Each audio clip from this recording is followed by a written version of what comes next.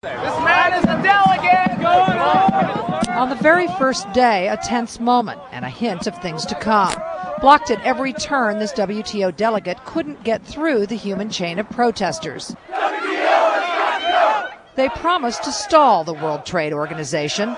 They succeeded, at least temporarily. Few could have anticipated so much anger towards such an obscure organization. A lot of people didn't know what that was about. They had no concept, no idea what the WTO is. Labor groups, environmentalists, and farmers formed unlikely coalitions, fearing the WTO could upset their world. It affects our environment, it affects our workers, it affects our trade policy, it affects the habitat.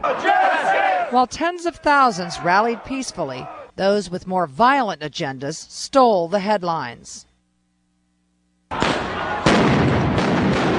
When the police took back the streets, the images were just as ugly. I am not struggling at all! Stay on the sidewalk or you will be arrested. By the week's end, there was an uneasy truce. 99% of what happened were beautiful protests where people had their say, and it was done peaceably. And it will have consequence. We're going to reschedule. On the inside, some delegates say the cries from the outside were tough to ignore. Maybe they have done something, sensitized a little bit more the structures of WTO. Seemingly out of nowhere came an issue that inspired massive, passionate protests right through the final day.